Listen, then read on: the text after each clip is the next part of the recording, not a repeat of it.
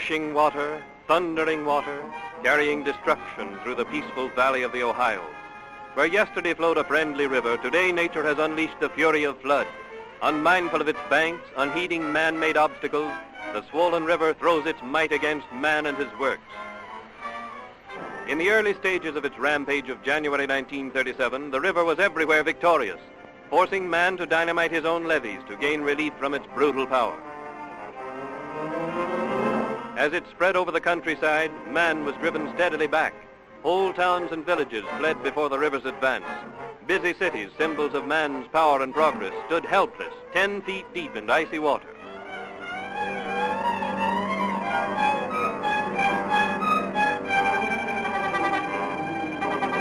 Rushing where it could, creeping where it must, the river advanced steadily into man's domain.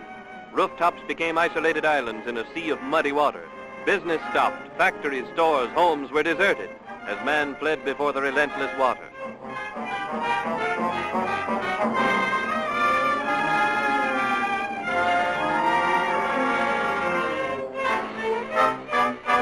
Buildings were washed away or crushed into heaps of tangled wreckage by the river's grip. Even pets and livestock were deserted in the retreat. And so, with its stunning surprise attack, a torrent 10 times the volume of Niagara Falls humbled man in the upper valley of the Ohio. Soon his towns and cities were firm in the ice-cold river's grasp, seas of watery desolation. A national crisis demanding federal action. It got federal action from the White House down, the best organized and most effective campaign against such a disaster in the history of the country. First, those trapped by the flood must be saved. Under the direction of the Coast Guard and local authorities, volunteers and WPA workers labored heroically to rescue thousands marooned by the rising waters. By the second day of the flood, 18,000 WPA workers were on the job, many of them helping to enact scenes like this, getting thousands of imperiled families to safety away from the rapidly approaching flood crest.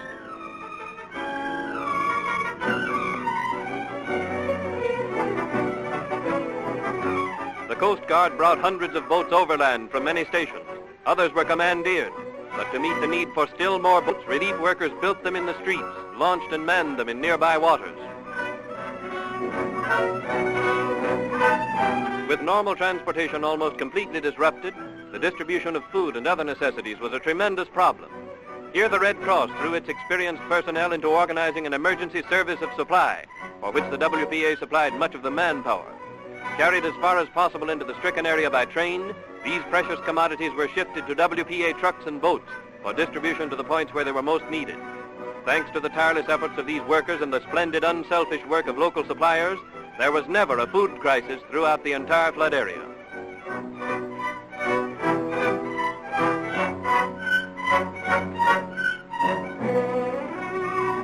To prepare this food for refugees, outdoor kitchens were established and manned by the Red Cross, local volunteers, and relief workers.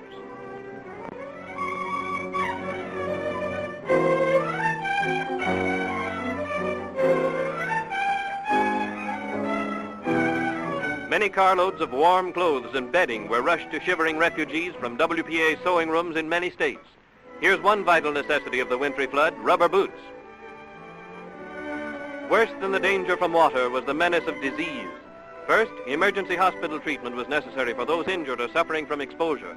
In hastily organized hospitals like this one in a hall over a garage, thousands of lives were saved by Red Cross and volunteer nurses and doctors, assisted in the care and feeding of patients by trained WPA workers.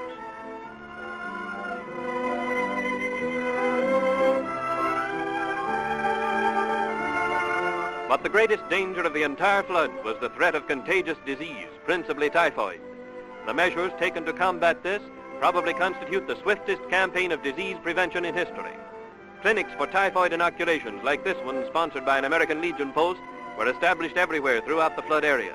Day and night, lines of refugees filed past doctors and nurses. Much of the serum was flown into the flood area by Army and Coast Guard planes. In this phase of his battle with nature, man was completely victorious.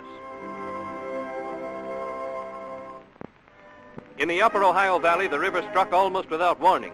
But in the lower valley and along the Mississippi, man was given a little time to strengthen his defenses, to raise and bolster levees and seawalls.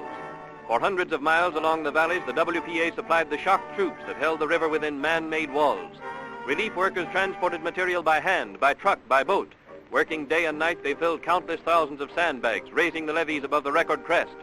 Manpower beat the river on this front, backed by the system of flood defenses previously erected by Army engineers, and often working under the skilled direction of these engineers. 50,000 relief workers fought the river at every critical point.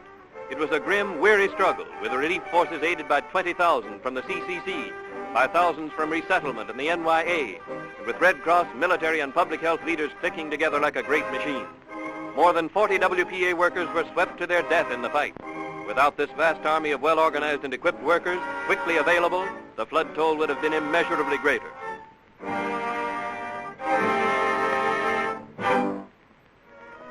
And the people of the flood area will not soon forget the courage of these heroic workers. For Administrator Harry Hopkins heard their praise along the full route of his inspection trip as head of the President's Committee. With General Edward Markham, Chief of Army Engineers, Surgeon General Thomas Parran, Jr., Colonel F.C. Harrington, Chief WPA Engineer, and James L. Fieser in charge of Red Cross operations, Administrator Hopkins visited the entire flood area from Memphis to Cincinnati, reporting on the amazing morale and splendid cooperation of the great variety of flood relief agencies and facilities. The committee were almost caught in Arkansas by the rising waters of the St. Francis. They left over roads already underwater, the last traffic over this road for several days. Among the specific accomplishments of relief workers in relieving flood distress was the construction under Army supervision of this pontoon bridge through the streets of Louisville. For several days, this bridge provided the only access to the center of the city. Another type of accomplishment was the construction of refugee camps, such as this one near Louisville, which housed over 1,000 persons made homeless by the flood. Crews of WPA carpenters constructed rows of firm raised platforms upon which Army engineers put up tents.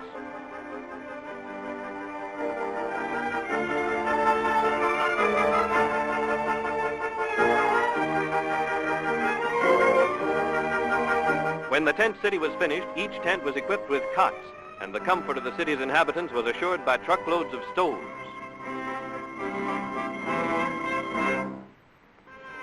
Following in the wake of flood came fire. This blaze completely destroying a large section of Cincinnati, while a gas explosion and fire killed 7 and left a mass of wreckage in Louisville. In this latter fire, police and firemen from several cities were aided by WPA workers in fighting the flames. And even before the wreckage was cool, a swarm of relief laborers were on the job to remove bodies and clean up the wreckage.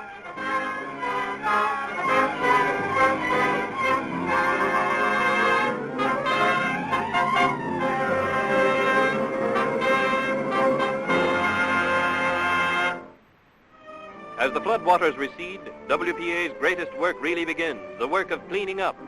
Water must be pumped from basements, in some cases with the help of fire trucks. Condemned structures must be demolished, sanitation measures applied. Debris-clogged streets and roads must be opened and repaired, and this disease-bearing debris carted away. Although relief workers cannot repair private property unless public health is endangered, they can and do aid the property owner by removing heavy obstacles such as these. Also, public buildings, schools, and parks are rapidly restored. Fire and police alarm systems are put back in commission, flooded underground wires being replaced with temporary overhead ones. In rural areas, thousands of dead cattle are a menace to health. These must be collected by relief workers and buried or otherwise disposed of. Unpleasant but vitally necessary work. Tremendous work to be done, a tremendous need. The WPA does the work, meets the need with 150,000 people engaged in all phases of the cleanup job. And doing this work provides jobs for thousands of destitute victims of the flood, men and women who would otherwise be dependent on charity or direct relief. The battle with the river was a costly one, but the cost in lives and human misery would have been far greater but for the gallant fight waged against it by the agencies of mercy and relief. The WPA is proud that from the ranks of those who can't find jobs, it can provide the shock troops of disaster.